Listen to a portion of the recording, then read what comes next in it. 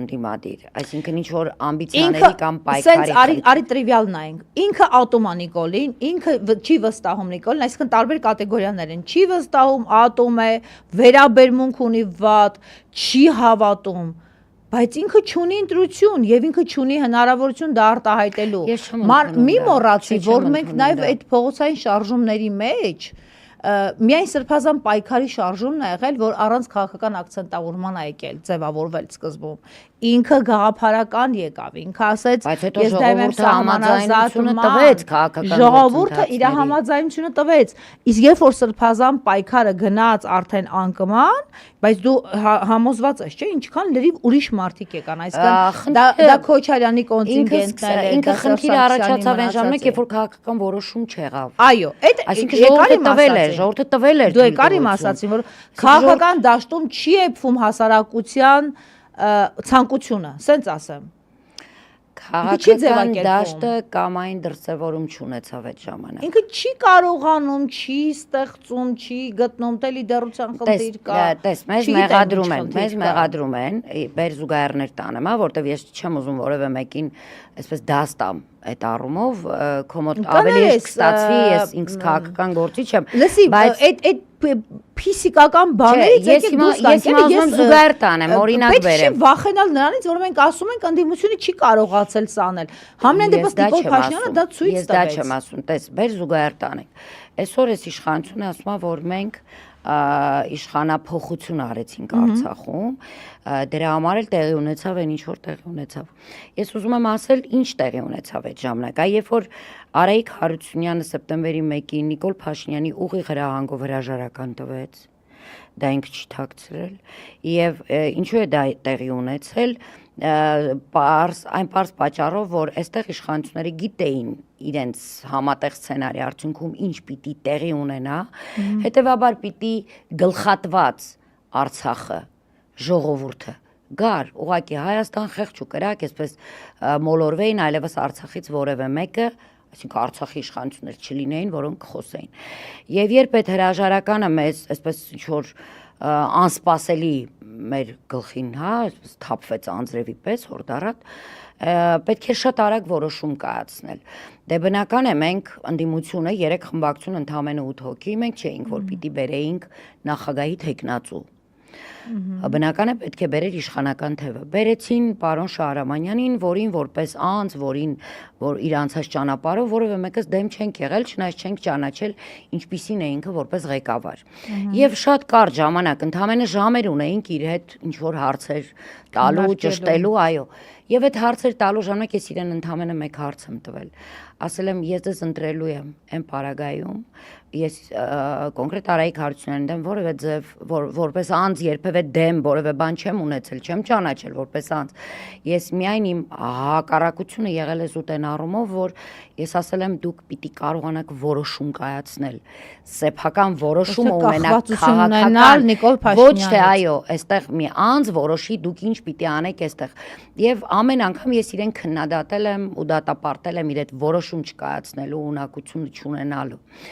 Եվ կամ չուներ Արցախի դրոշ հանդիպման ժամանակ կառավարությունում պարտադեր որ լիներ, հիշում եք Հայաստանի դրոշով էին միայն չմասնակցեց հանդիպումներին, որովհետև այդ դրոշը չկար, եկավ Հայաստան ու չհանդիպեց։ Եվ պարոն Շահրամանյանը ասաց, որ այո, ինքը որոշում կայացնելու է, դրանք լինելու են իր որոշումները, նույնիսկ եթե դա ինձ դուր չգա եւ ինքը իմանա, որ ես դա քննադատելու եմ, միևնույն է ինքը կայացնելու է։ Ես ողջունել եմ եւ ընդունել եւ քվեարկել կողմ ու այդպես մենք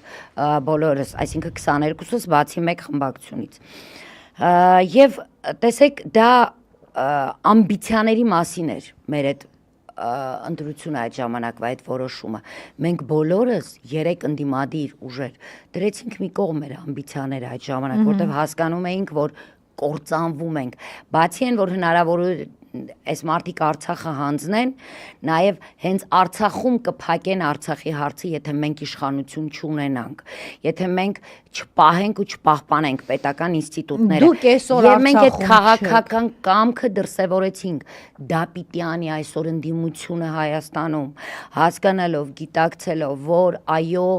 այնպես ինչպես եւ սա հեքիաթ չի, սա որևէ մեկին խոճապի մատնելու համար չի, որ ասում եմ Արցախի հարցն էր այն ժամանակ ու վտանգը, հիմա դա ամենը Հայաստանում է։ Հիմա դուք ունեք այստեղ ձեր իշխանությունը, դուք շատերը շատ ակտիվ եք։